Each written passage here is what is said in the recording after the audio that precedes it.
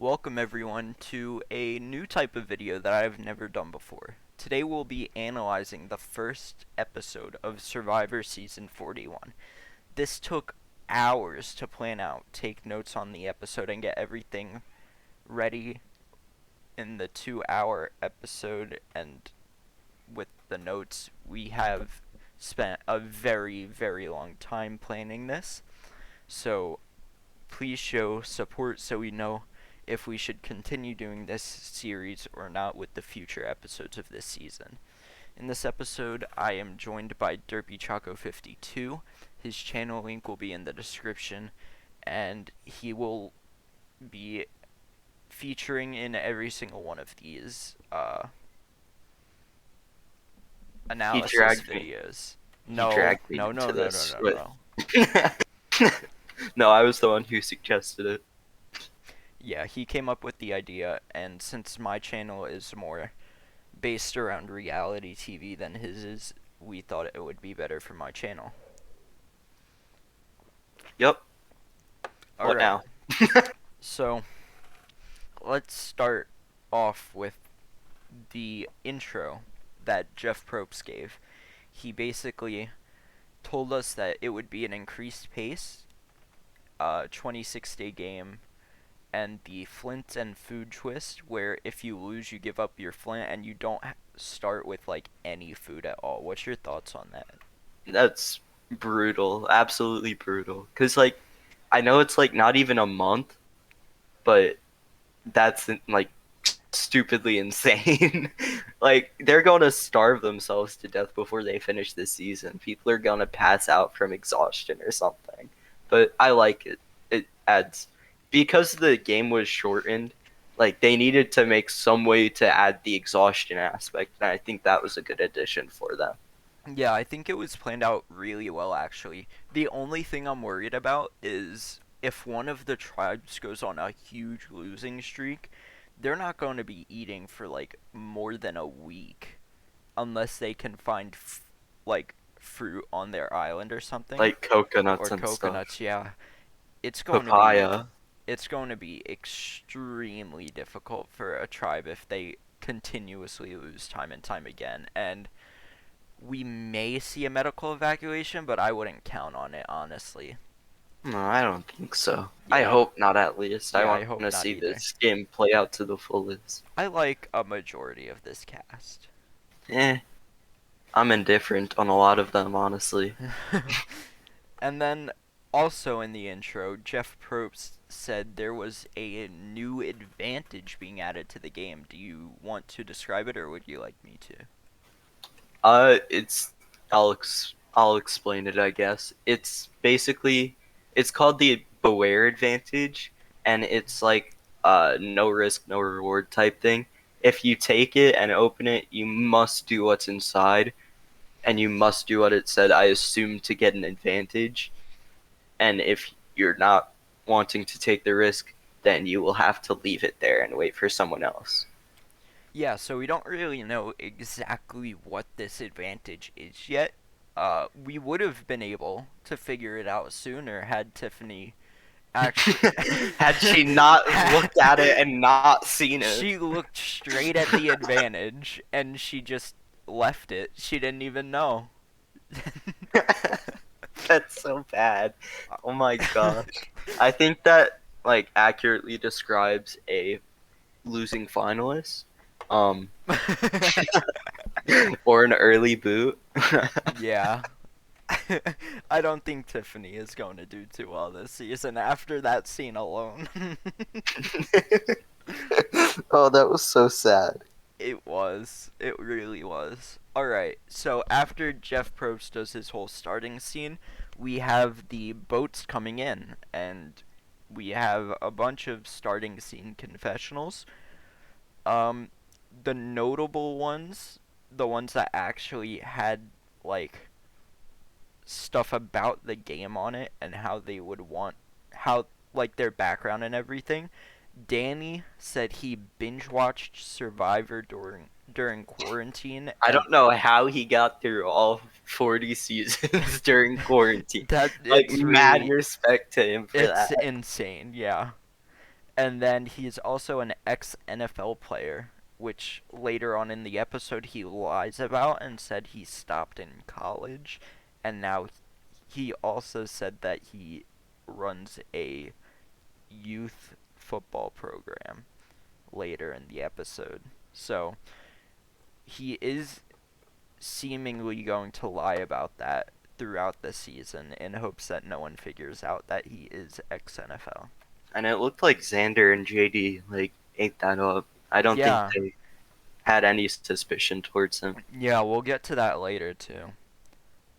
And then Deshaun said being in quarantine and COVID made him more ready to play the game. I assume because he might have watched back a few seasons and got a few like scenarios running in his head if I were to guess. Hmm. And I just gotta point out Shan and her mafia pastor. Like, Yeah, that's incredible. she That's gonna be so fun to watch. that was another notable starting confessional. I'm excited to see Sham play this season. I think she'll do well.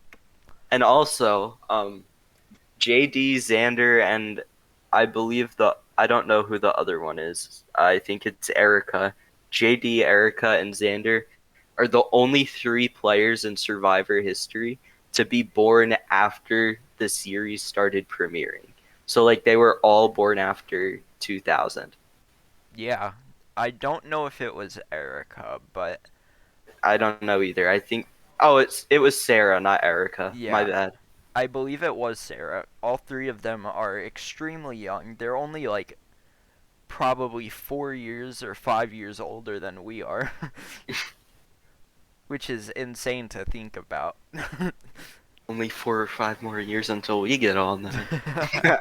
For one of us, they can't do a twin twist. They Maybe could. they could. And we also figured out that Tiffany was an alternate for this season, which kind of showed when she looked right at the idol or the advantage. And she has kids, so I Yeah. don't know how she missed that if she's already always running around and looking at So things. yeah, she doesn't seem so attentive. Not a great thing when you have kids. And then I'm sure she's a great mom. and then one more thing I want to point out is Evie's starting confessional. She said she studies the game and is a super fan, which I think shows in this episode I think that's going to be like a Russo thing, like from Big a Brother, yeah. yeah, a game analysis, and like they're going to be a hardcore gamer this season. Yeah, I think Evie is already playing the game very well socially especially. Yeah, she's killing it. And then uh there were a few others that did get starting confessionals that weren't as notable in terms of game, being David Voce. Uh, Coach just said he works in a hospital. That's all he said. yeah, and then Erica. Well, Erica was good-ish. She said she was a wild beast ready to be let out of its cage in the game, but I don't know if that showed at all this episode. And Zander lives and breathes this. Yeah, he said So, lives and breathes for this. We don't know if that relates to the game or if it relates to being in nature. I don't know. I'm assuming the game. I'd hope so. And then Sarah said she had a horrible 2020. A lot of people did. I think that's a common trend for most people, actually. I don't think that not really that notable. Yeah, I'm pretty sure everyone who watched the episode can relate to that. Yeah. And then also, when they are getting on the boat and when they finally do get on the boat, Jeannie said that the game starts right when she stepped on the boat. And yet, yet again, I didn't really see it that much this episode. Yeah, I didn't see the game being played much for her. I mean, I guess closer to tribal. She was in the middle ish, Yeah, but but with she was that, pretty set on her decision. yeah, she threw away her vote pretty much. Yeah, she didn't even vote the right way. She voted Ricard. So, yeah, I don't think Jeannie is doing too well or living up to what she said in her first confessional. Yeah. And then there were 7 people who did not have a confessional in the starting scene, being Abraham, Brad, Heather, Lyanna, Nasir, Ricard, and Sydney. I think we see a good amount of almost everyone this season, though. Yeah, everyone got at least one confessional. And there were Poor. Go on. there were only 1, 2, 3. There were only 6 people who were below 3.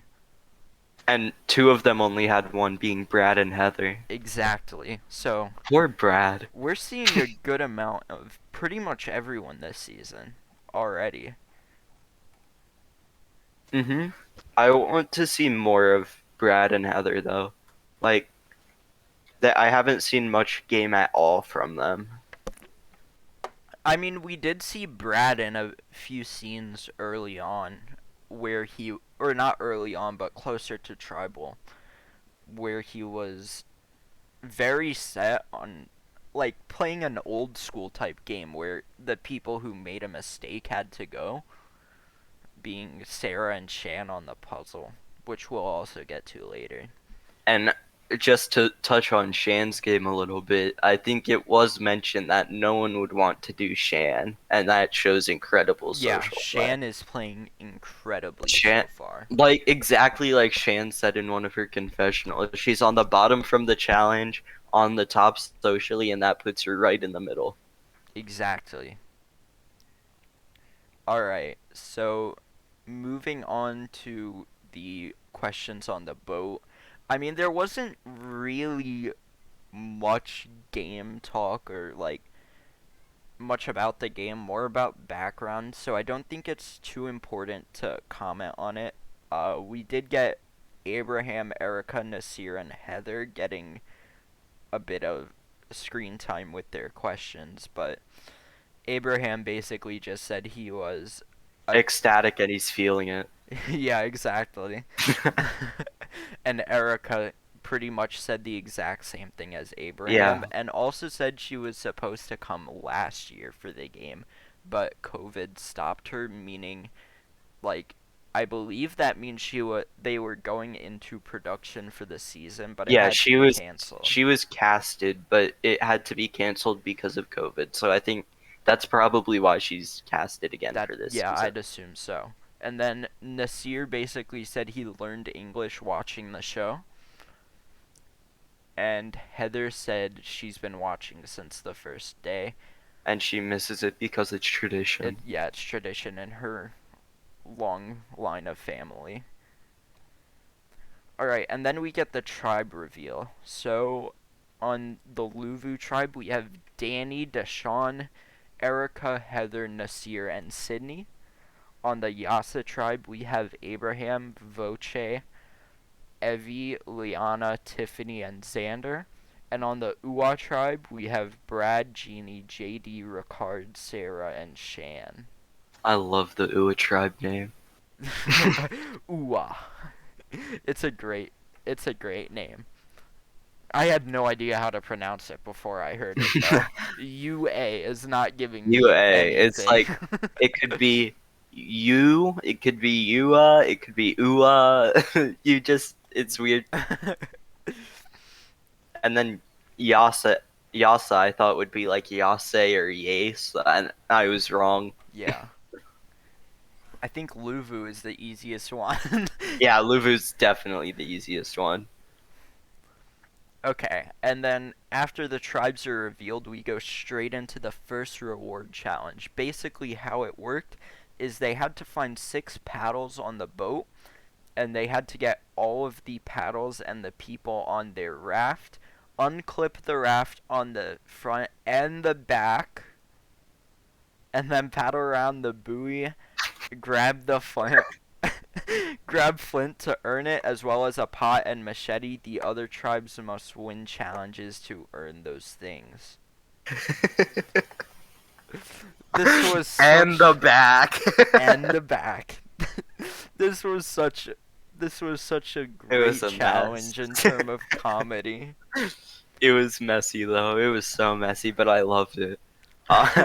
So we originally saw Luvu get in the water first, and they unclipped it from the front, but they didn't unclip it from the back, so they were paddling and going nowhere. And then They just were out dragging of an the anchor. in the back left of the screen or the top left or whatever it is, you just see Ua paddling up, and they are zooming while Blue is just staying in place. It's incredible.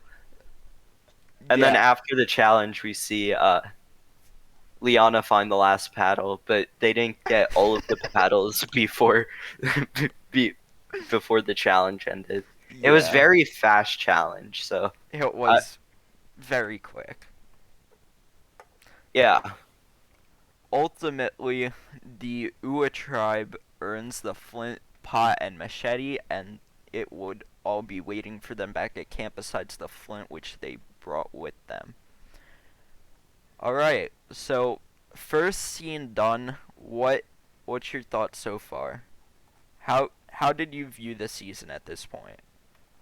It's shaping up to be a really good season looking at the first few things. The only thing that kind of worries me is that if the challenges are all that linked, it's going to be really hard for them to like edit it in a way to where it's not just an over amount of just talk time. Yeah, Like which we did see this episode actually. I believe all of the tribes got 5 or 6 scenes in their camp, which is a lot of different scenes. I don't mind it. It just shows that there's a lot going on, but for some of them it was just like pointless. Yeah, there were some scenes that I didn't really find as important as others. Like, for example, we go into the first camp scene of the season, with being the Ua camp scene. We get a confessional from both Sarah and Brad, and then we get a confessional from JD about practicing Survivor even when he wasn't actually playing the game. He made fire on the He got first the day, fire. and he was the first one to make the fire. So, yeah, we saw a little bit of JD. Sarah and Brad, I didn't really note anything down from their confessionals just because either I was uncomfortable talking about it on recording or it wasn't really my place to talk about it. Yeah, that's I can relate to that because I didn't mark down any of the confessionals Yeah, I because didn't that's Tien's place to talk about it. yeah, I didn't really mark down the stories that people had just because I feel like I don't know. I don't know why, but maybe next time. I don't know. Maybe. And basically that's it for the Ua camp scene 1. That's all that really happened. So half the tribe got a confessional on the first Mhm. scene. Then we go to the Yasa tribe camp, scene 1. We get 2 confessionals at first from Lyanna and Evie, which I didn't mark down. I believe Lyanna's was about their tribe doing so badly, and I think Evie's was about the task, which I'm about to get into, or if you want to do it, you can, but I don't know if you marked it down. I didn't write it down. Alright, I'll do it then. So basically, the 2 losing tribes had to choose between 2 tasks being Savvy or Sweat. In Savvy, they must count all of the triangles in the visual riddle. And all of the players can participate in that, but they would only get one guess to solve it. And if they got it wrong, they didn't win the machete and pot, I believe it was. I didn't Yep, mark it down, but it yeah. was machete and pot. And then in Sweat, 2 tribe members must be isolated from the rest of the tribe, and they must fill 2 large barrels with water from the ocean. Uh, they only had 4 hours to do it, so it was very time consuming, because the barrels were so big, and they had a little pot that they had to bring back and forth to put the water in the barrels. I just want to say, I would have done so well at the puzzle. Like, I don't think there was a time limit on the puzzle, so you could just look at that for hours and hours. I definitely would have chosen the puzzle. Like, sweat. There's no point in working your butt off if you're not going to do it in the 4 hours. But if you are going to do it in the 4 hours, wouldn't it just be easier to sit down and look at a puzzle? Like, and Yeah, there's no time limit. that's fair enough, but they did say that they literally couldn't even find one of their paddles on the boat. What makes them think that they would be able to solve a difficult visual riddle? I don't think it was that Well, difficult. you do puzzles like all the time, so. I really don't, but I'm just good at them. And then we got another confessional from Evie about the thing, and we see Lyanna that is wanting to have two people do the sweat portion instead of the savvy portion, just because I believe she was the person who said the stuff about the paddle. No, that was Tiffany. Tiffany didn't get a scene on this one. No, but she said it in front of everyone. She was the one that said Oh, okay. that what if they can't find a paddle, what makes them think they can find And triangles? then we get a confessional from David Voce, and he says he is a neurosurgeon and he is constantly thinking through different scenarios. And for that reason, he wanted to have the savvy option chosen because of that, and also because he didn't want to sequester two people, and he said it would he said you'd have to be an idiot to do that, and then right after that Zander says they could do sweat and he'd be willing to do it. I remember commenting on that. That was so funny. You would have to be an idiot to choose sweat. Well, I think we can do sweat. It was pretty funny, but it was like a subtle type of humor there. Like, I don't think if you weren't paying too much attention you would have noticed it. Well done to the editors for that, though. It That's was funny. And then Voce started commenting to the tribe about not wanting to do sweat for the fake reason of them being exhausted afterwards.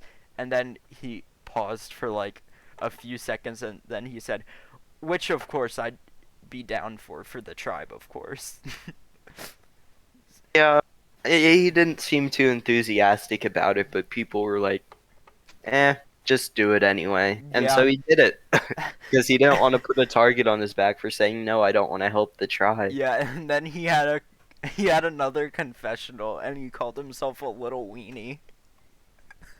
My God. I cannot believe Voce is a good character so far.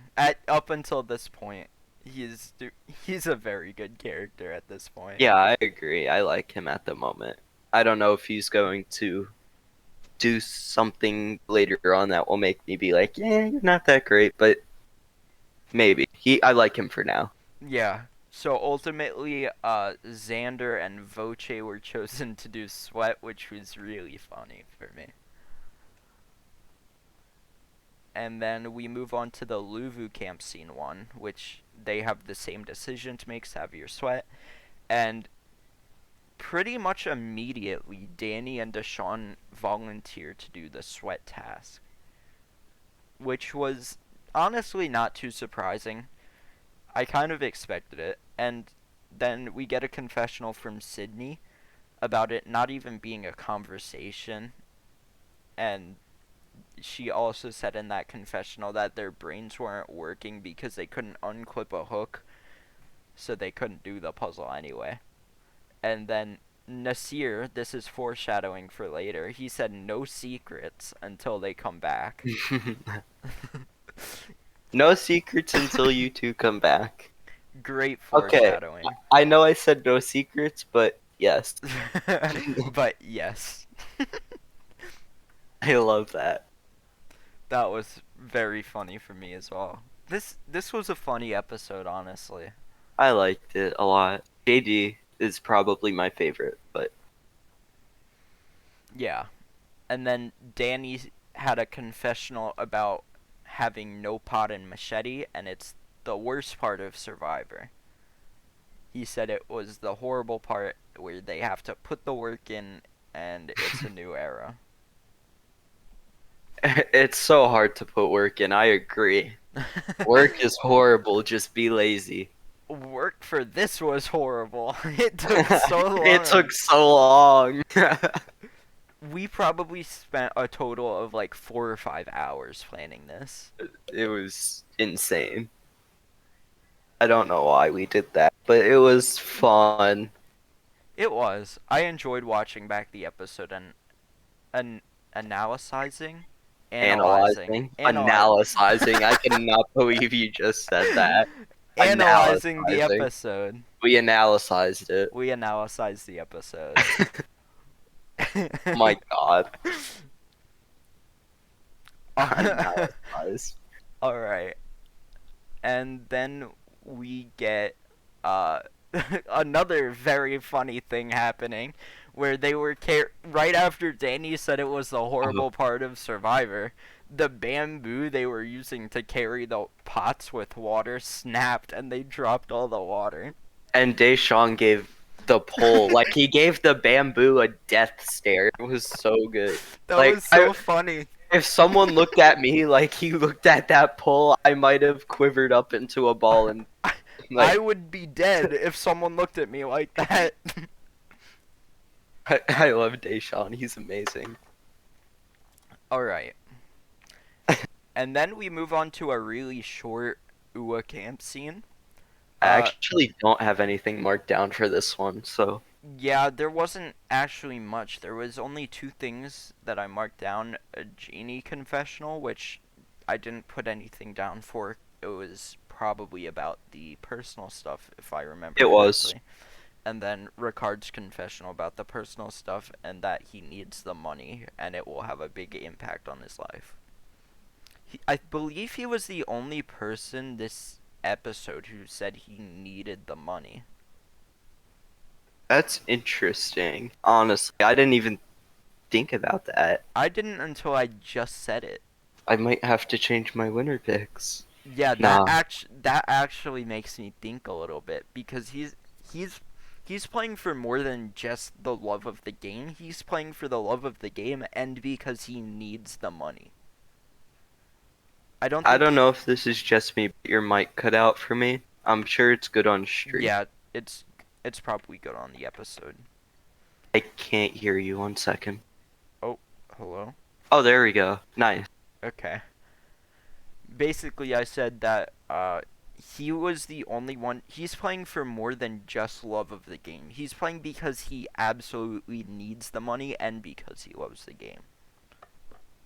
I respect that. He's cool. Yeah, so that could be notable actually. That's very notable. I'm going to change my last winner pick. Ooh, maybe. that's what I was going to do. You should keep yours. Okay, I'll keep mine. But just know, I think Ricard's going to win. Okay, next we have another Luvu camp scene, and we see Danny and Deshaun looking for idols while they're working. And then we see Nasir's confessional about checking up on them, but he couldn't find them. Poor timing on their part, really. Horrible timing. And then Nasir sees them in the distance looking for idols.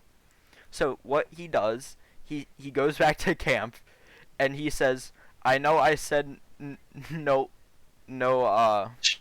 strategy talk, but no yes. strategy, but yes." And then basically Erica and Sydney were at the camp and he tells both of them about Danny and Deshaun looking for the idols, which then leads into Erica's confessional about red flags with Danny and Deshaun and what can happen with the idols if they found them and the people who aren't necessarily on their side being screwed over. So if we see Erica siding with Nasir here, I believe Nasir will be the first one out on their tribe, followed by Erica. Yeah, I could see that happening as well. Also, this year did propose a final four to those two and Heather on day one, which was interesting to me. I don't think anyone should do that ever. Yeah, it was very like forward. He did it. Day one of the game too. He says, and I quote, "If we lose, let's keep it simple. Final four." And then he did the weird smirk. Yeah? And then we transition into a Yasa camp scene, which is their second one. We see Zander and Voce pretty much dying on their task, which we didn't really see Danny and Deshawn doing. Hmm? What? I said, mm-hmm. Yeah. So maybe if there's like an endurance challenge later on, we will see one of Danny or Deshawn win it if they make it that far, and not Xander and Voce.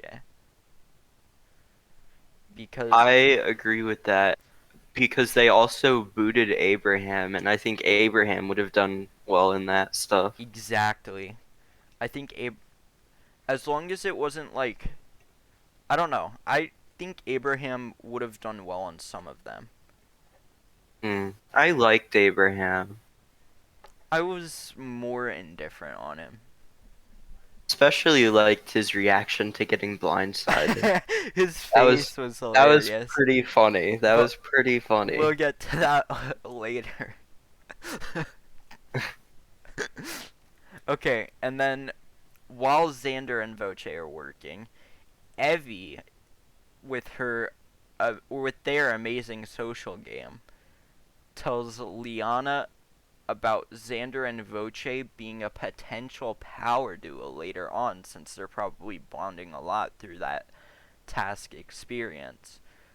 And they should be a pair to counter the Xander and Voce Oh, I thought pair. they said side with them. No. Oh, And Lyanna then has a confessional about Evie being her number one, which shows how good Evie is doing at this game at this point. yeah, Evie is absolutely killing it socially. I think she's not at the bottom of anyone's trust rankings. Like if they were to make a list of people they I think trust the she would most to be trust the least, top she average. yeah, she would without a doubt be top average. Her and maybe Xander. Yeah, I agree with that. Xander is also pretty well trusted on the tribe, which we'll see later as well. I believe he might have a target on his back later on though because he did both of the things for his tribe. Yeah, so did Danny. He did sweat and he did The summit, the summit. which Danny did as well. Yeah. So I think those two might end up with the target on their back. And then after Lyanna's confessional, we get Evie. We get a confessional from Evie, which was a trend this episode, about about being a Harvard student and her not telling anyone about that because it will make her seem smart, which she is smart, but she doesn't want people to like overestimate her abilities And she and still vote failed her a out for puzzle. it. Yeah, which comes after like a million more camp scenes. For real though. And the summit. Like And the there's summit, so much. there's a lot. And then we get Evie talking to Abraham about how they plan on playing the game, and Evie gives a really good answer. Evie says they will be ruthless only if needed, but they're mainly focusing on genuine relationships, which does seem genuine because she did say that she would be ruthless, which I guess that would show to Abraham, like, Abraham would see them as being really honest about it. Exactly. It was a And then really good answer. yeah. I don't think I could have worded it better. Like, that was probably best it could have been said. Yeah, that was the best thing they could have possibly said. And then Abraham responds with saying, "Well, it's a team until it's not a team." Yes, Abraham, that's how the game It's a works. team until it's not a team is my strategy going into the game.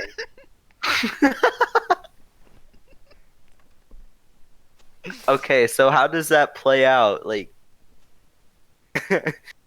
if your strategy is it's a team until it's not a team, That's what is I it? I just I'd hope he was talking about like alliances, like he was saying he's going to be loyal to his alliances until someone turns on it. As much as I hope that's what he was saying, I I don't think I think it think was. I think he was referring to the To tribe tribes, strength, yeah. and he's like, "Well, it's a team until it's not a team." Where you got it. So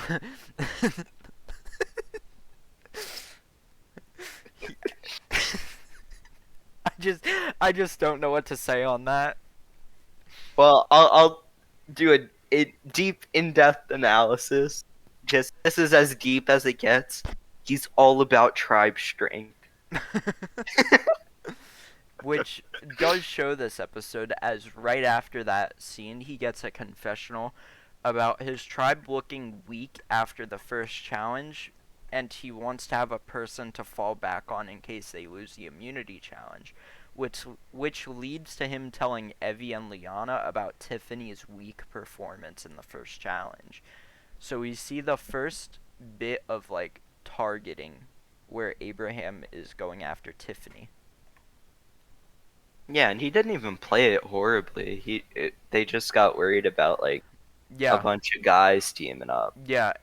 Evie mainly said Yeah, she wanted to keep Tiffany because they got along with Tiffany really well.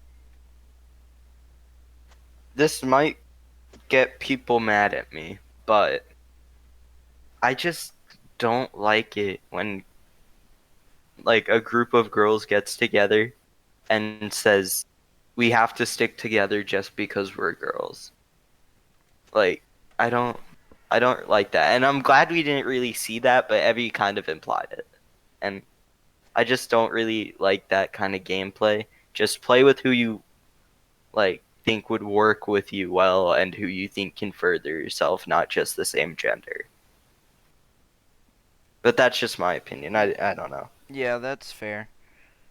And then we move on to Lyanna telling Tiffany that Abraham threw her name out, which is the first we see of someone like hearing something and then going and telling that person. So it kind of, I think it may be foreshadowing Lyanna as like maybe someone trustworthy or maybe someone who could be a snake later on.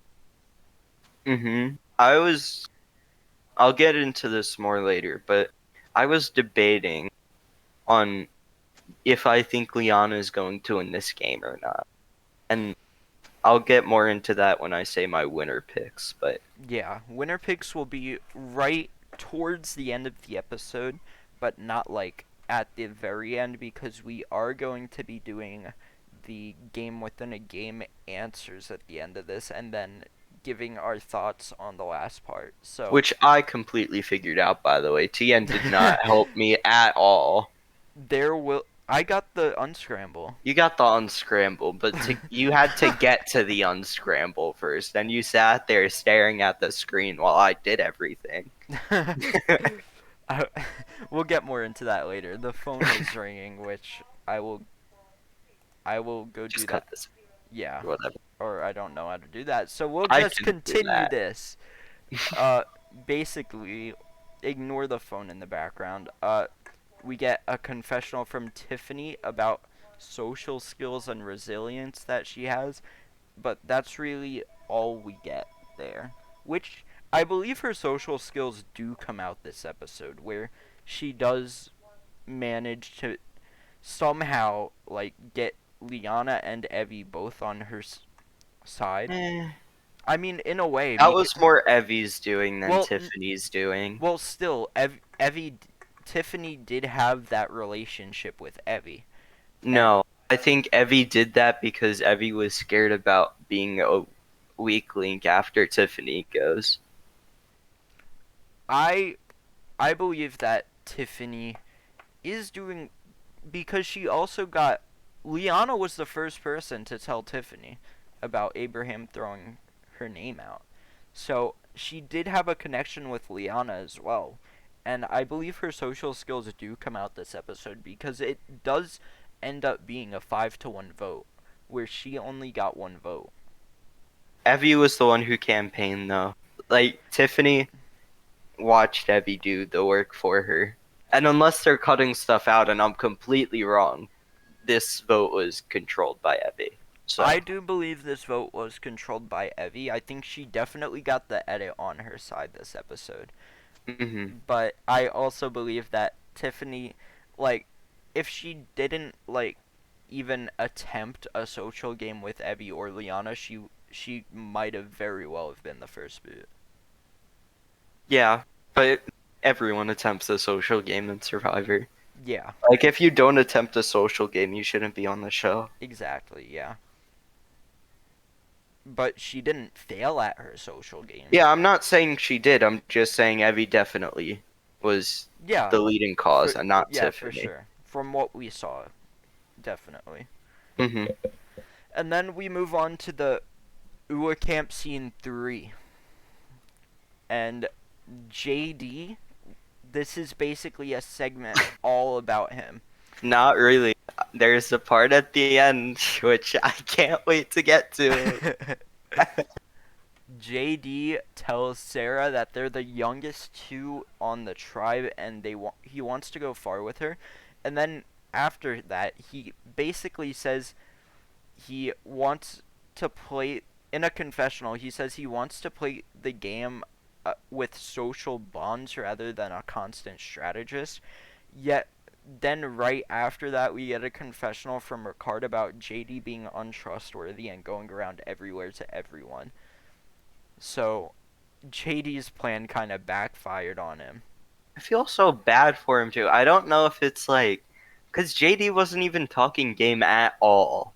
Like he was just talking, and Yeah. Ricard kind of saw that as like, oh, JD is going to be this huge mastermind threat later on. I do believe that Ricard had somewhat of a point because Yeah, JD does have those bonds now because he has so many people on his side. actually, especially after that tribal they went to, I think JD is JD positioned well. JD played that tribal perfectly. He He basically gave his vote to Shan there. hit. Sorry, him, Shan, and Brad. I think are going to be a good group, and they might pull Genie in. So Sarah and Ricard might. I don't know Ooh, about Ricard. Brad. Ooh. No, I think JD saved Brad. Like they were going to vote for Brad, and JD said that wasn't a good idea. So if JD brings that No, up to no, no, Brad, no. Well, yes, but JD did say it wouldn't be a good. We'll get more into that later when we get hmm to tribal, because I don't want to talk about all this now and then not have anything oh, to talk and about at the time. yeah, and earlier in the episode, or was it earlier? I think it was later. I'll skip that for now then. But All right. And then, um, do you want to talk about the next part? I do. Oh my god. Okay, so Shan is walking around. She's talking to everyone, and she's telling. I think she told every single person on the tribe except for Sarah and Ricard that she has their backs 100%. And then cut to her confessional, and we see the mafia pastor at her work, and she's saying, "Oh, I can be so nice to people and do all this stuff." And then we get her little soundtrack thing when she's up to evil. I'm not sure if it's copyrighted, but it's pretty amazing. I've memorized it, and they played it in the background every time she had screen time.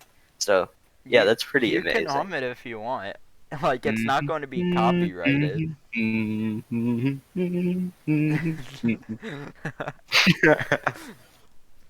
And then after that camp scene, we see that both the Luvu tribe and the Yasa tribe finish filling their buckets, so they both get their machete and pot.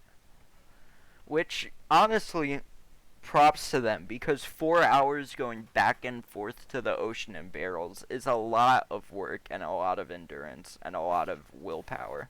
They needed it though. They did I need it. They definitely were would have kept going. I didn't want to be. I wouldn't want to be seen as a loser on national television. exactly, because not only that, but they don't want to be seen as a loser to their tribe, because Exactly, because they don't want to be voted out because they can't get a pot and that machete, will which make would them have outcast. probably been the case. Yeah, they definitely would have been booted if that was the case.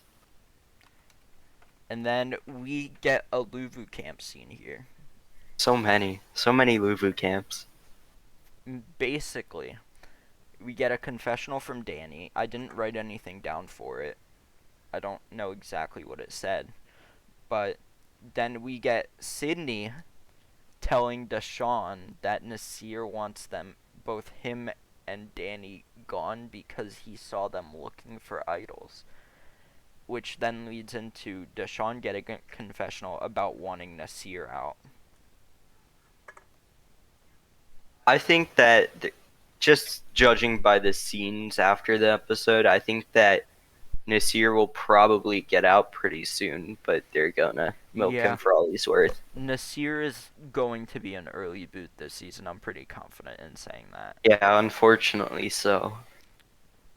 And then we go on a commercial break and then come back to another Luvu camp scene where we get a confessional from Sydney, which I didn't write anything down for. And then this boat arrives to their camp. And Deshawn has a confessional about the boat. That's all I wrote down for it, nothing much. So it wasn't important, really. And This is then, where you get lazy. no, I didn't get lazy, but, like, I mean, sort of. laying down and watching Survivor's pretty lazy, but for 4 hours too. For For 4 hours 4 hours. taking notes on the episode, that is not lazy. And then the note that they are given says, one person must get on this boat, take a journey, and make a decision. Then they will return to camp. Sydney makes a confessional about people wanting her to go because she's adventurous or whatever, and making a joke about it in her confessional, saying there is no chance that she's going. Hell no. And then Deshawn and Nasir both get confessionals about not wanting to go on this boat. So Danny volunteers and then gets a confessional saying he didn't want to just sit there all day doing nothing, so he volunteered since he came to play, which I respect, but it does put a big target on his back Very big. with him doing 2 tasks already, 2 big tasks. Yeah, he's done the 2 big tasks of the game now. We'll see soon that Zander will do the same. Yep, which we're getting to right now. Zander pretty much is immediately chosen for it. He says he kind of wants to go, and then he's asked if he's cool with it, and he says, yeah, if you're cool with it, I'd like to. So basically, Zander volunteered immediately. And then we get Evie, a confessional from Evie about Zander being the right choice for this, and Zander being the most trustworthy of anyone. If The person they all felt the the best person they about. felt the best about, exactly. So that does show like a positive edit for Zander, which means he could be getting like, I think he's going to get past the pre-merge, at least. Maybe. Yeah, I think he could, but if the thing earlier on where Evie and Lyanna are going to counter Xander Yeah, Voce, that's true. That they could. might get out like a little bit later I think pre-merge. Xander would be the last one they go for, though. Yeah, they'd go for Voce before Xander, I think. Yeah. And then we transition to the Ua tribe, where they draw rocks for the person who goes. and we see that JD, I was so happy with that. So happy with that person of outcome. the episode, is chosen to go to the summit, and basically he has a confessional about being excited to go, but also he's fearful about what happens back at camp while he's gone. And not fearful about like what he's going to go do, fearful about what's Yeah, happening he's while he's gone. excited about what he's going to go do, but he's scared of what's going to happen while he's doing it. He made a really like good point in that I honestly I've looked at this point before and I really like it and it holds true very much. So if one or two people are away from camp for a while, people are going to start getting used to like life without that person, and you don't want people to get used to that because then there will be like, oh, we've already gone this much time without that person. We can go longer.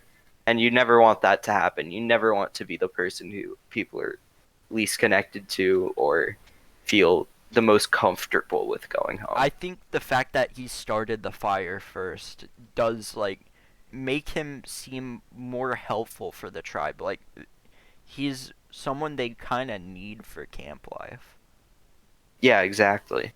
which is a great thing for him because he doesn't go this episode and his tribe does need him, I believe. So, And with the challenges coming up, like with the new twist where if you lose the challenge, you lose your machete and pots or whatever, that's going to like they're going to keep him for that because he's good at competitions too. he's a very strong person. So, yeah, I believe JD will be in for a little bit, but he might become too big of a threat. Mm, sadly.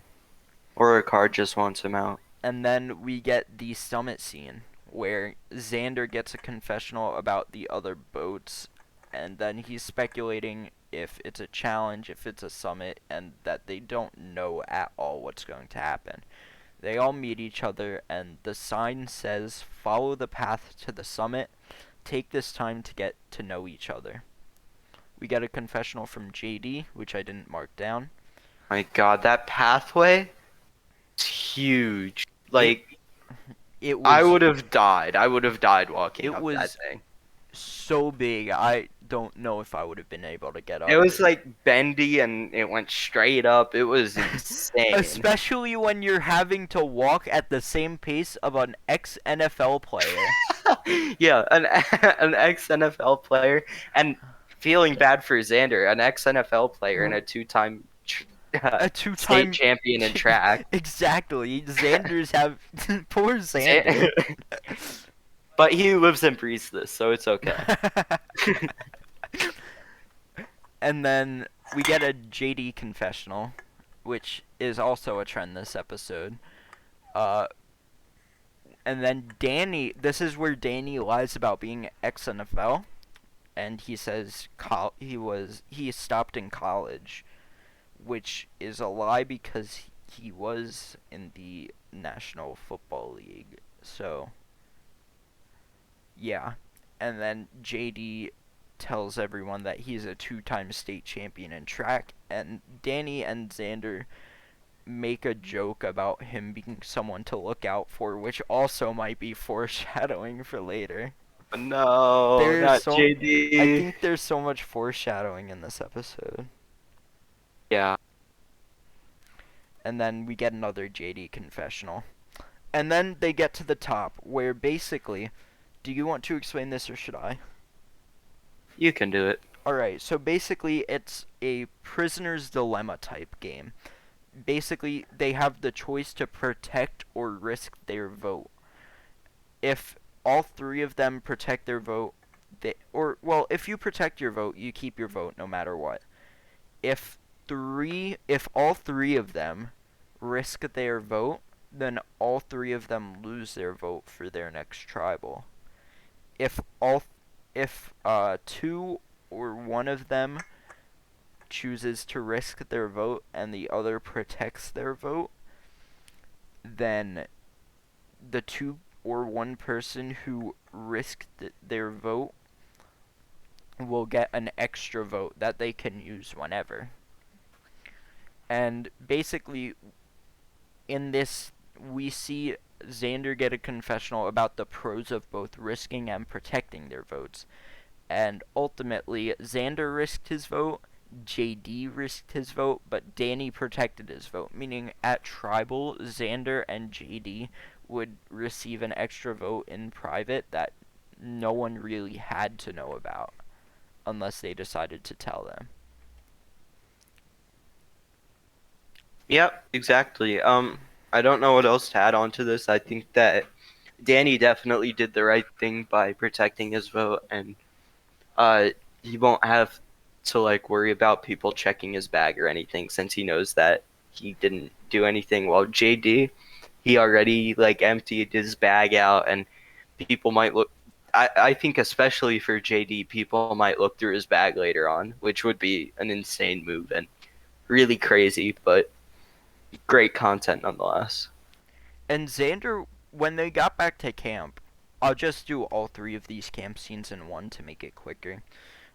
Basically, Danny tells everything to his tribe, and everything was the truth. And Heather had a confessional about believing Danny completely and him being honest and trustworthy. Her one confessional. Her one confessional this episode. So, yeah, pretty much Danny, nothing bad happened out of this. Everyone seemed to believe him.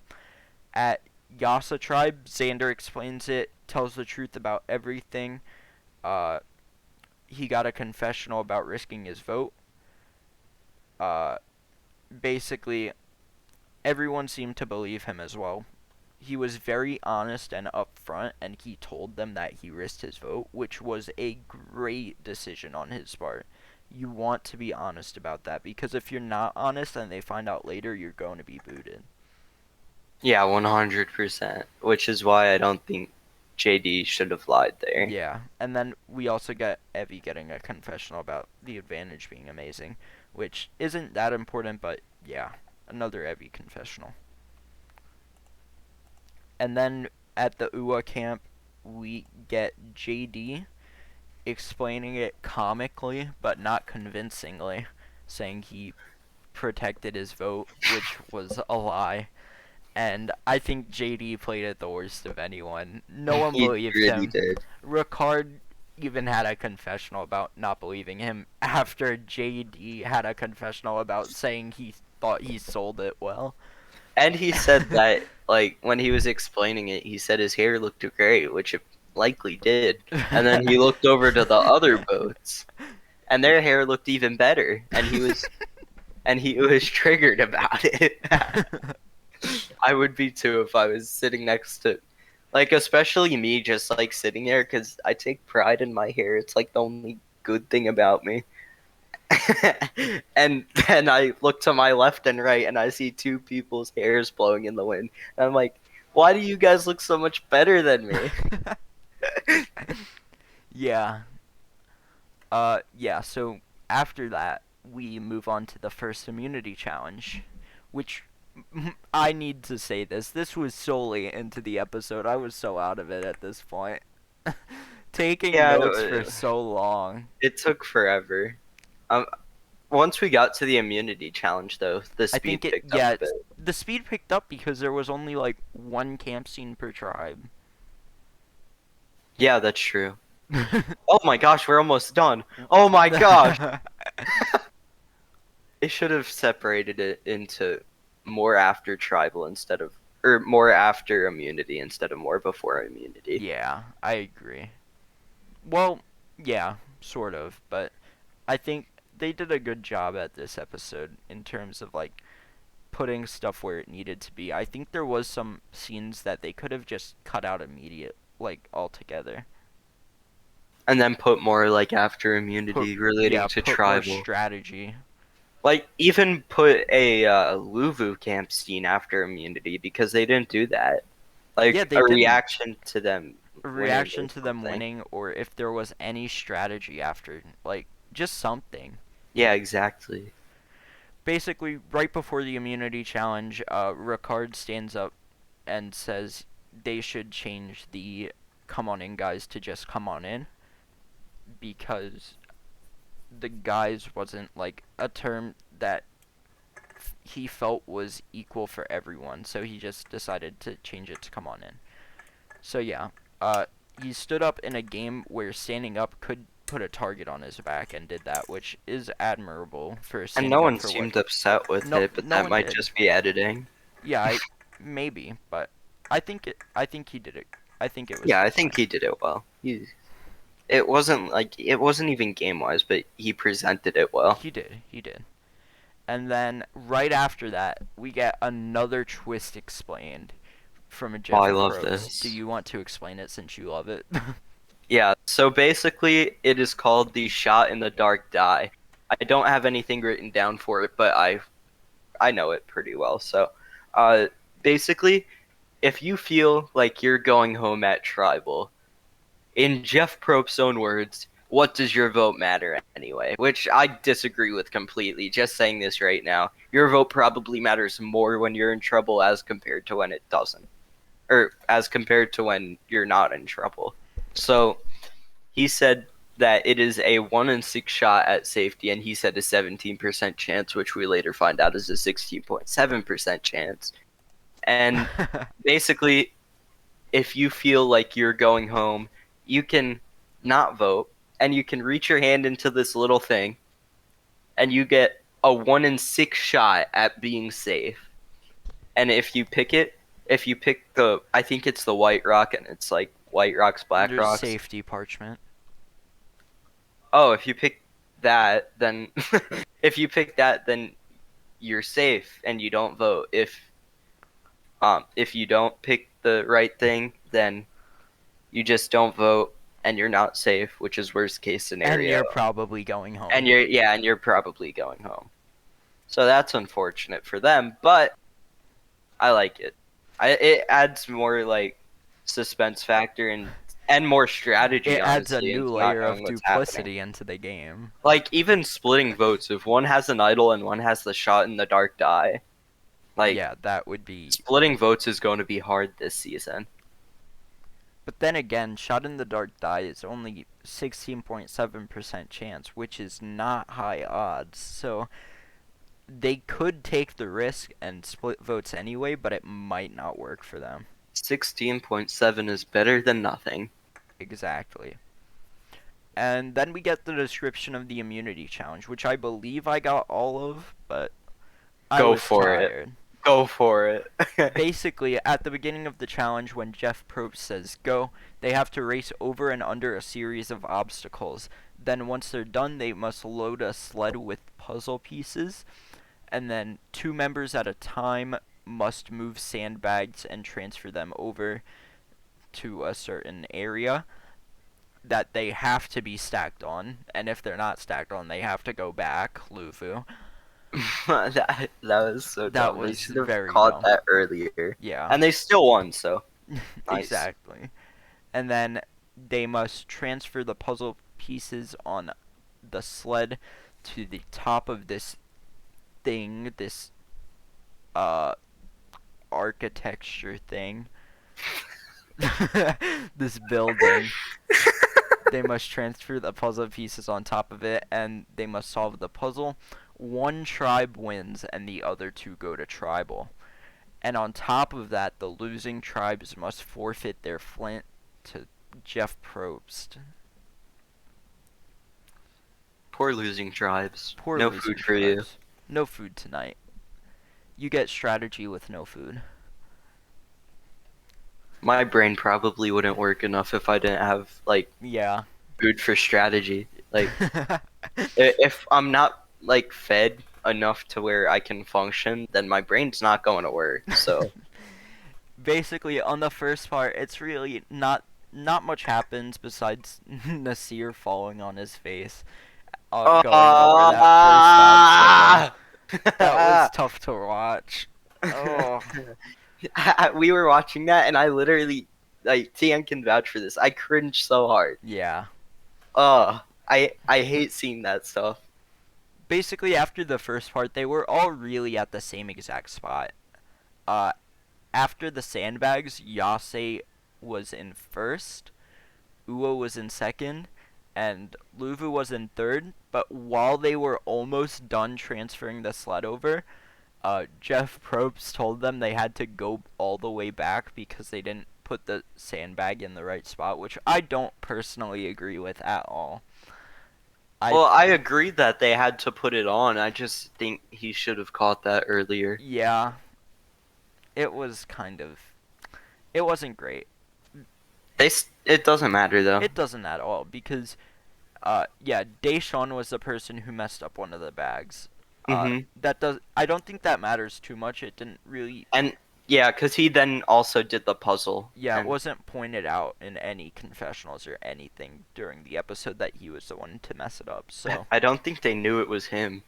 yeah, basically after when they're transferring the sleds, uh Ua passes Yasa and Ua gets to the puzzle first, which Sarah and Shan end up doing, and then Oh my god, that was Yasa gets their second, which Evie and Lyanna end up doing, and then Luvu gets there right after Yasa. They get there like literally 2 seconds after, and Deshawn and Erica do the puzzle, which was great job at catching up there for them. I And can't believe they won that. I'm shook. then Ua does have a good lead on the puzzle at first, but Luvu started catching up, and then while they were doing the puzzle, Sarah found like a really critical piece in the puzzle in one of the bags way too late into the Yeah. challenge, so they couldn't really catch back up, and Luvu won immunity. Oh, Ua, she was pissed too. She was yeah, so mad. Luvu won immunity. Ua got second, and Yasa got third. And Ua and Yasa would be going to Tribal. Yep, and that's the immunity challenge. I'm glad that Luvu won because it would have been actually really interesting to see what would have happened there. I feel like the other tribal councils were also really good and interesting. I don't think going into that, I think more people expected Tiffany to get out rather than Abraham. Yeah, And I don't think anyone, well, actually, I think most people thought it was going to be between Sarah and JD for the other tribe.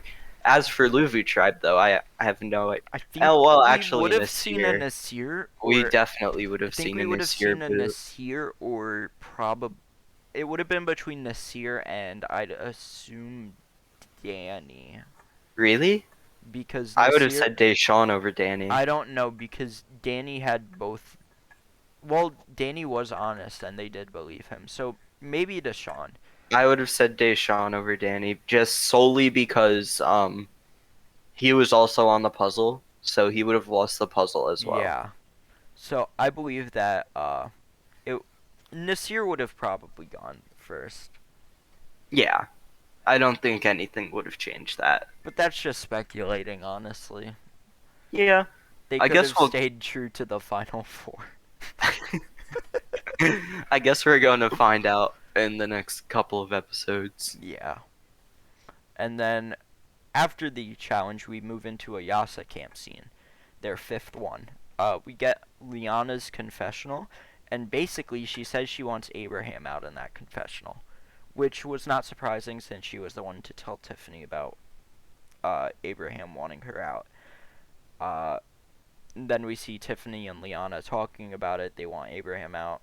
And then we see Abraham tell Voce and Zander that he wants to keep the tribe strong and vote for Tiffany, which Evie does walk up on, I believe. Or am I right in saying that? Yep. Yeah. And then we get Voce getting a confessional about the season being different than most others, where they actually really need strength in the game. Kind of for not foreshadowing, but like editing it to where they show him as wanting to keep the tribe strong with Abraham, even though he doesn't really vote that way in the end. And No then, one voted that way in the end yeah, except Abraham. I guess they were trying to, with the editing, they were trying to make it seem like Abraham had a shot at staying.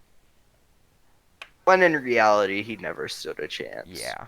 And then we get Abraham confessional about his job, and then his tribe being great and wanting Tiffany out to make it even greater. And then we get Abraham telling Evie about the Tiffany vote. And then Evie gets a confessional about not wanting Tiffany out and getting the numbers on Abraham instead to to make sure that she wouldn't be the next person out over Tiffany or after Tiffany. Yeah, and she convinced the entire tribe, She went like to every single person on the every tribe, single person on the tribe to keep and got them Tiffany. to vote for Abraham and And keep Tiffany somehow. and I then don't know how that happened. yeah, it was crazy. Evie's good at the game. Very good. And then this is where we get the Tiffany scene looking for the idol Ah! or looking for idols. She looks right at the beware advantage but misses it, and she got a confessional about thinking she's fine but wanted to make sure and doesn't want to be blindsided. She also said that she thought it was in the right spot. Yeah. Like, she thought she was in the right spot, and she was. She looked right at it and missed it. Like, she was looking in circles around the thing. She was, like, nodding her head in circles, and she missed it. Yeah, It was and so... that Ugh. that's the last we see of the Yasa tribe getting a camp scene for this episode. And then we get Ua's 6th camp scene, and Sarah gets a confessional about being upset that she lost for her tribe and saying she thinks she's going to get out, but she's going to fight her hardest to stay. Ricard tells Sarah that he wants JD out, and then Ricard gets a confessional about pretty much saying that he wanted JD out, pretty much just supporting the conversation he just had with Sarah. And then He was pushing hard for JD to be the vote, like very He hard. really was, which I do have noted down here that he tells every single person except JD, obviously, to vote for JD. But Brad, Brad is a king.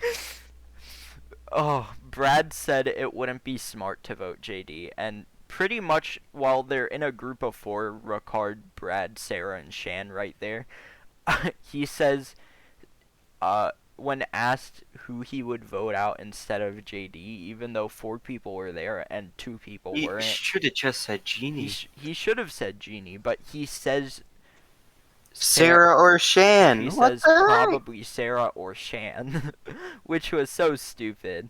And then Sarah gets a confessional about how stupid it was and how she was planning on using the shot in the dark, which she didn't do. I think it was a very interesting. I think she should have. Definitely, obviously. I Since don't she know got why out. she didn't. She That knew she doesn't was make getting sense votes to me. too. She heard her name. It wasn't a blindside necessarily. Yeah. As for Abraham, it definitely was. Yeah, Abraham you can understand because it was really not. He didn't know he was It going. was a but blindside, yeah. Sarah should have. Sarah, questionable. I don't know why she didn't Maybe use a it. purposeful throw. I have no idea. But she looked pretty involved in the live tribal, so I don't know. Mm-hmm. And then we get Brad telling JD that JD's name is out there From Sarah and Ricard. from Sarah and Ricard, and Shan was also in that 3 conversation with Brad and JD there. And then JD gets a confessional basically saying that he wanted to work with Sarah, which we did see earlier in the episode about him talking about wanting the youngest people to stick together, but he found out that Sarah threw him under the bus, so he wanted to go for Sarah instead. And then we get Shan having a confessional about being in every single conversation. And I just want to say this. She had the music playing in the background of her She confessional. did, yes. Mm-hmm. Yep. And basically, for this tribal, from the camp scene at the time, it did seem like Shan and Jeannie were probably in the middle for this vote. Yeah, and I think she said that too. I think Shan mentioned that. Mhm. And then we go to Tribal, finally. We're almost done. Yeah, so the first Tribal is the Yasa Tribal. Basically, the only really notable thing that came out of this Tribal, it wasn't even that notable, but it was like the only thing that happened really was Abraham and Tiffany basically kept talking about Abraham not answering questions when he asked. And then Jeff Probst says, or Tiffany could just be like writing Abraham's name down and understand this or something like that, which did And end then up happening. yeah, and then we go to voting because that's pretty much all that happened there. And we see Zander get the extra vote from the summit because he risked his vote. So that's pretty cool. Also, I just want to point this out. The two tribes that lost were the two people who had someone risk their vote. That So is true. Yeah. I don't know if that's sheer I don't coincidence or I don't I know think it if is. that's really notable at all though. Like there's It not isn't, but it's just coincidence, I'd assume. yeah, thought I'd point that out though. And then basically pretty simple. Abraham gets blindsided in a 5-1 vote and Tiffany was the one vote. Yep, that's all from that tribal. Abraham got blindsided. It's unfortunate because I liked Abraham. But Abraham is officially 18th place. Yeah.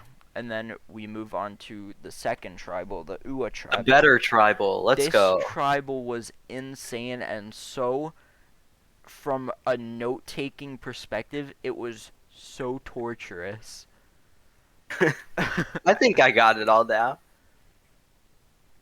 Basically, uh, it Sarah, Shannon, Ricard talk about who they want to vote. It starts becoming a live tribal, and they did say they thought JD might use the dice, so they didn't want to do that vote. And then we get a short, really short argument from Sarah and JD. It wasn't really that notable, but it was just a short argument. And JD said he wanted to make it a live tribal, so it became a live tribal. And then basically, do you want to explain this whole chain or Yeah. okay. So, Sarah and Shan are whispering with Ricard, and those three are talking. They're all sitting on the left, so it's easy to talk to that group. And then Shan goes ahead and tells Ricard to vote for Brad, and then Ricard tells JD to vote for Brad. JD then gets up, tells Shan not to vote for Brad because it's stupid. Then Shan and JD decide on who they want to vote, and they said that they have each other 100%, which could lead to a good alliance later on, which I would love to see. I love both Shan and JD. And they ultimately decided on Sarah, but it wasn't really shown who they said. Shan tells Sarah to save her shot in the dark die after Sarah asks. And then, for some weird reason, I think Brad mentioned it, everyone just emptied their bags. And I thought that was pointless because there was zero talk about an idol or advantage or anything. I mean, Sarah did bring up the fact that they don't know if they can trust what JD said, and then JD was like trying to defend himself, and then Brad said everyone should empty their bags, so that's what happened, and then we had the vote. Yeah. I think that was actually the first we saw of the mafia pastor, Let's where go, Mafia she Pastor. she did lie to Sarah and said she would be fine and not to use the dice. Basically, when it becomes time to vote, we see JD receives his extra vote from the risk or protect your vote, and then the votes are being read. Sarah goes out in a 4-1 vote. Sarah voted for Brad. Jeannie voted for a card, which came out of nowhere. I don't know why Jeannie did that. That was And why. I don't know. And then the other four of them voted for Sarah, and Sarah was eliminated in 17th place. And that's it for the tribals, but we still have winner picks to do. Well, first, would you like to list out the confessional counts for this episode? Oh yeah, I'll go ahead and do that. So, we had a lot of confessionals, to say the least. 1 second. Okay, and so at coming in with a whopping 10 confessionals, you'd think it would be Evie. It was not. JD had 10 confessionals this episode, and I'm happy with that. JD's amazing. I love JD. After that, we had Evie with 7, and then Danny and Zander both had 5. Then we have a lot of people with 4, being Deshawn, Ricard, Voce, and Sarah. Then the people with 3 are Lyanna, Shan, Sydney, and Tiffany. Then Abraham, Erica, Jeannie, Nasir got 2, and Brad and Heather with 1. Everyone got at least 1 confessional, which is awesome, and I'm very happy with that. Yeah, it actually was really great. I think they balanced out the editing well enough to where pretty much everyone besides the people who had 2 or less confessionals could be a winner this season. Yeah. Because the people with 2 or less are Abraham, Erica, Jeannie, Nasir, Brad, and Heather, and none of them are going to win this season. So. I think it's pretty clear none of them are winning, unfortunately for It's Erica sad. and Brad and Jeannie and Nasir and Heather. I'm going to actually do a last minute switch. I'm not putting in Ricard. Don't worry, that's all yours. For my winner picks. All right. And I just sent it to you.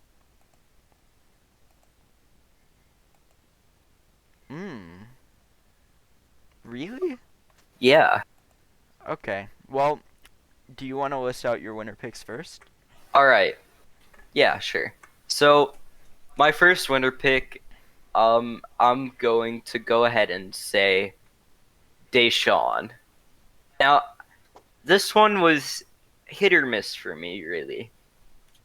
I originally also had Danny in my winner picks, but I just now switched Danny out of them because he was too involved and people were saying they had red flags with him.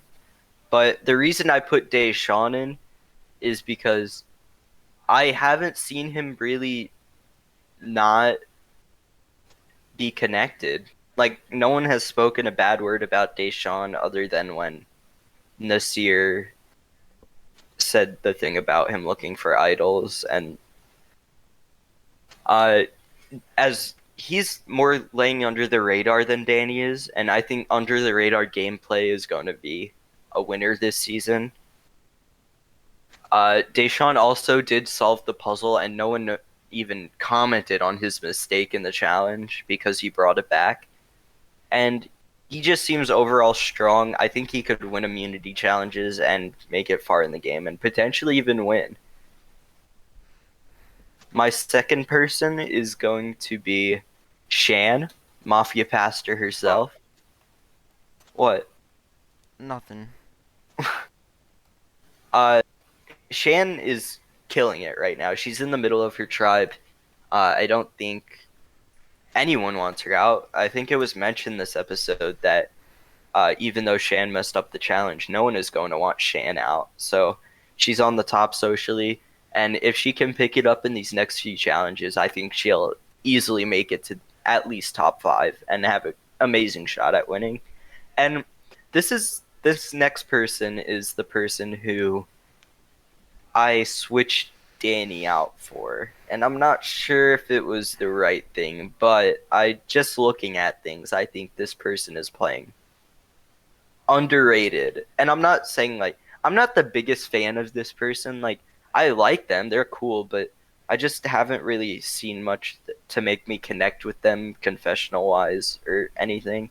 But the third person is Lyanna, because she's aligning herself with Evie. Evie and Lyanna, they're going to be like a good duo. And with the girls now having majority on that tribe, I think they're going to stick together. And Evie is too out there to be a winner. Like 7 confessionals in the first episode is stupidly insane. So I don't think Evie is going to win the season. And if Evie doesn't win, someone who Evie is closely aligned with is going to make it pretty far. And then jury management wise, I think Lyanna would have a really good shot to win the season. Alright, so I also have 3 winner picks. Only one of them is a repeat from yours. Uh, my first one is probably the one I'm most confident in by far. Uh, Shan. Shan is my number 1 winner pick from this season based on this first episode alone. Just because I think Shan is playing a really, really good game. She's with everyone. She has good social connections. She's in every conversation from what she said. Uh, and overall, I think she's just playing really well, and she's well positioned. She is in the middle after that tribal, and she was before that tribal as well. And the only person that really saw her as weak was Brad, sort of. And Brad is not in a great position from what I can tell. But yeah. My next winner pick is Ricard. Ricard is playing a really, I think, underrated game, sort of. I think that he has more to play for than anyone else, as he has a 22-month-old kid, and he is married, and he really needs the money. And I believe that he's not only playing for the love of the game like everyone else is, but he's playing for a bigger reason, and he has something to play for, which I believe he gives him a good shot and a good. He's had that one moment of being the only one to say this episode that he needs the money. So I believe that he could definitely win this game. And my last winner pick is kind of like a shot in the dark, no pun intended with the shot in the dark die. But I think I hate you. I even though he's very out there, I want to say Zander is my last winner pick. And I say this because there was one moment in this episode where Evie did say that Zander was probably the most trusted on his tribe. And while I don't think he's in the greatest position being paired with Voce, even if it's not an actual pair, I do believe that Voce would be the person they take out before him. And they already took out someone other than that too. They took out Abraham. So if they do target the guys on that tribe, I do think Voce is out before Zander. And I personally believe that Zander is a very trustworthy person. He's in his element in this game, and if needed, I could see him going on an immunity run at the end to make it to the end. Yeah, so that's why he's my last winner pick. All right, and that's everything pretty much, I think. Except we have one last thing. Yeah, so we are going to do the game within a game. If you don't know what that is, in the middle of the episode, they did say that there was, or they didn't say it, but there was this thing, and it had the link on the screen as well as a Rebus puzzle, and Which I figured out. which he figured out. So if you do not want to be spoiled for this and want to do it on your own, now is where you would click off this video. And yeah, thank you for watching if you're clicking off now. But for the people who stay, let's get right into it. So since you solved the Rebus, you can go ahead and explain what it was and what the answer is. Okay, so basically, we see a Rebus puzzle on the side of the immunity challenge. It zooms in on that, and we get a link to www whatever. And and the Rebus puzzle shows a picture of a sundae, like an ice cream sundae, minus a sun, and that would leave day, which is technically DAE, but we're going with DAY. And So after that, we see a little stick with like little sparkles coming off of it. That was the one we were stuck on for a little bit. And then after that, it was plus D Minus D. or minus D, and it was a wand. So I'm like, oh, day one, because that definitely sounds so similar. And and the last thing was A plus and then two lion faces. I was like, okay, there's lions. Okay, A lions. Oh, alliance. So the answer is day one alliance. So I figured that out, and I was really proud of myself. Tian kind of sat there cluelessly while we were watching it. It was pretty funny. Um, and then we type that into the website link, and it brings us to a video. And then we have to do a word unscramble, which Tien can say. Yeah, basically, it was just a four-letter unscramble. It was not difficult at all. Yeah, It was something like OTVE. it was ETEV or ETOV. ETOV. It unscrambled to vote. Pretty simple. We put that in, and we get a video from Jeff Probst. Basically, what it said was something about a strategy game that we had to do. And we had to decide if there would be like Do you want me to say it? yeah, I went blank. Okay, so basically, uh, he said that we're going to have to put our strategy to the test. Um, there is a scene next episode that will happen that features someone letting their alliance throw out their name as a fake name. And we have to decide, would we do that or would we not? And we have to stick true to that answer until the next episode where we see what happens and if they can use that to their advantage. So if we wouldn't do that, then we wouldn't do that.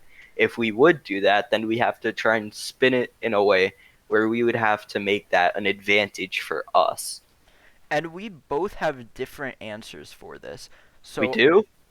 yeah, I believe so from what you told me. Okay. Uh Basically my answer to this is I would not let them because Oh.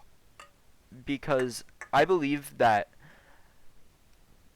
uh, your name out there for anything is the most dangerous thing ever. Because if the other side has an idol, and even if you're a decoy vote, they vote for you, but they don't think you're on their side, they're going to they're going to play their idol, and they're going to vote you out. So that would not be great for you, as you would be voted out if they have an idol. So yeah, that's my explanation. You can explain yours. We don't have different answers. I just want to say that right Oh, now. I thought you told me that I that might have said been there someone is else. no way I would ever let anyone say my name. Oh, I think Pi told me that. I will say that having your name, just adding on to what you said, having your name out at any point in time is extremely risky because you never know, like, if an idol's in play, an advantage is in play, and especially with it only being the second episode coming up, you don't know where the lines are. So having someone throw out your name second episode is not a good idea. Especially even if it is like only as a fake name, you don't know what's going to happen. So it would be stupid to have your name thrown out. If you disagree, leave it in the comments. Don't give us hate, please.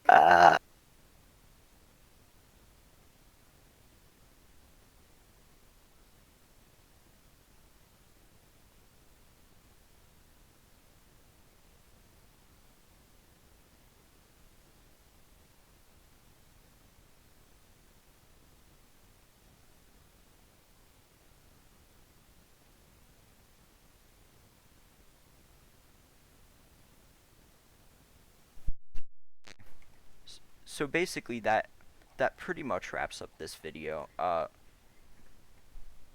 We've basically analyzed the entire episode, and everything seems to be explained completely and thoroughly. This was a very long process, and it did take a long time to plan and record. So if we'd appreciate any Feedback, feedback, comment. suggestions, anything, and let us know if we should continue this or not, because it does take a lot of work, and if no one wants to see this, I don't think there's a point continuing, honestly. So yeah, thank you for watching, and I'll see you next time.